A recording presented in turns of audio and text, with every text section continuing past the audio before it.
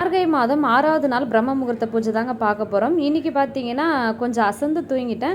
3:30க்கு ஏந்துக்கலான்னு பார்த்தேன். ஆனால் 4 o'clock தாங்க ஏந்தேன். ஏந்துட்டு குளிச்சுட்டு நிலவாசப்பெலாம் பெருக்கி கோலம்லாம் போட்டு கலர் பவுட்ரு கொடுத்தேன். கோலம் கொஞ்சம் நல்லா பெருசாக போட்டு கலர் பவுட்ரு கொடுக்கலான்னு நினைக்கிறேன். ஆனால் அதுக்கே டைம் ரொம்ப ஆகிற மாதிரி இருக்கிறதுனால சிம்பிளாக தாமரை கோலம் தாங்க போட்டிருந்தேன்.